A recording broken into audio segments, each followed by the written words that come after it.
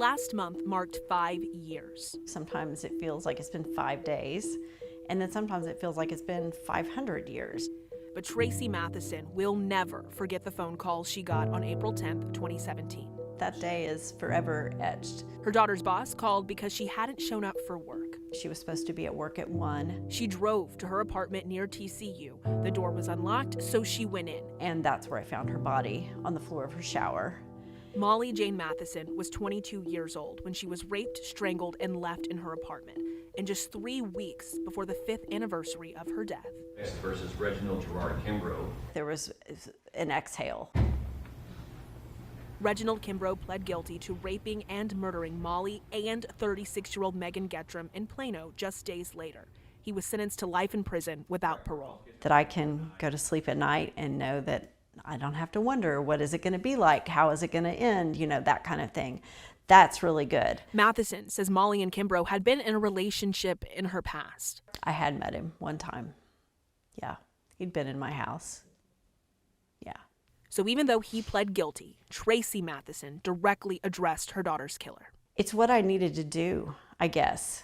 You know, I needed him to know I'm not afraid of you and I can look you straight in the face and you didn't win. Because in her 5 years of loss, Matheson dug and found truth. I'm like, wait a minute, she could be alive. Had someone done their job, had someone believed. In 2019, 2 years after Molly and Megan Gettram were found dead, WFAA Investigates asked Allen police why Kimbrough wasn't arrested for an incident in 2014, 3 years before Molly and Megan were murdered. 3 women had accused Kimbrough of raping and choking them, including a woman in Allen. It took nearly 3 years for her rape kit to be submitted, processed, and returned to Allen PD, but when it was, it confirmed Kimbrough's DNA on the victim. Kimbrough was still not arrested. Molly was killed 41 days later. Those 2 women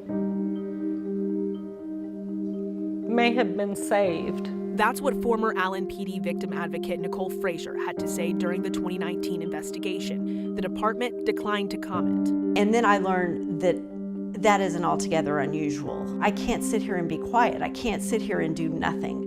She started Project Beloved to educate and advocate for sexual assault survivors navigating what she calls a broken system. The group makes bundles for survivors who have to get a forensic exam. They have created dozens of these soft interview rooms in law enforcement offices around the country. Hopefully provides the slightest bit of comfort when someone is asked to come in and tell their story. And they've created a scholarship in Molly's name for students studying social work at the University of Arkansas. We've awarded 6 scholarships in the amount of $2,200 each in honor of her 22 years. Every now and then she hears from a survivor who's received a bundle.